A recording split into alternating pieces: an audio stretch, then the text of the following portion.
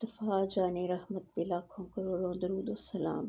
بسم اللہ الرحمن الرحیم۔ السلام علیکم ورحمۃ اللہ وبرکاتہ۔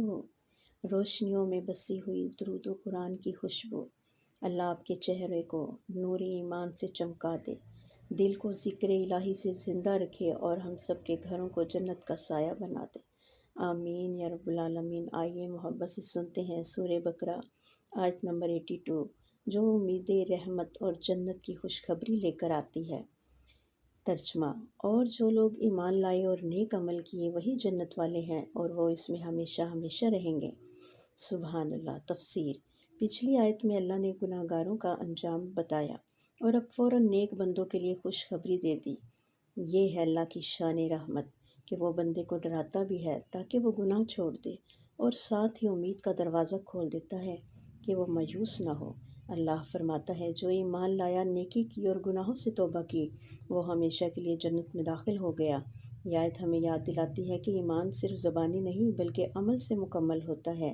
جب دل میں ایمان اور زندگی میں نیکی آ جائے تب جنت کا وعدہ یقینی ہو جاتا ہے۔ آج کا سبق: ایمان روح کی روشنی ہے اور نیک عمل اس روشنی کی خوشبو۔ سبحان اللہ۔ جنت کا راستہ ایمان، عمل صالحہ سے بنتا ہے، صرف نام سے نہیں۔ جو اللہ سے راضی رہے، اللہ اس کے لیے ہمیشہ کی جنت تیار کر دیتا ہے۔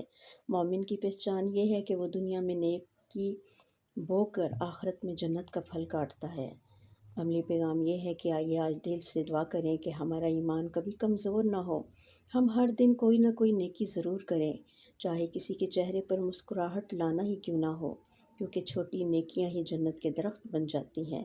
دعا ہے اس رب ذوالجلال سے، اے اللہ، ہمارے دلوں کو ایمان پر ثابت رکھ، ہمارے اعمال کو نیکیوں سے آراستہ کر اور قیامت کے دن ہمیں جنت والوں میں شامل فرما، آمین۔ آخر میں اس کا خلاصہ: آج ہم نے سیکھا کہ ایمان اور نیکی وہ دو پر ہیں جن سے بندہ جنت کی طرف اٹھتا ہے۔ جس نے اپنے دل کو ایمان اور عمل سے روشن کر لیا، اس کے لیے جنت کے دروازے ہمیشہ کھلے رہیں گے، آمین یا رب العالمین۔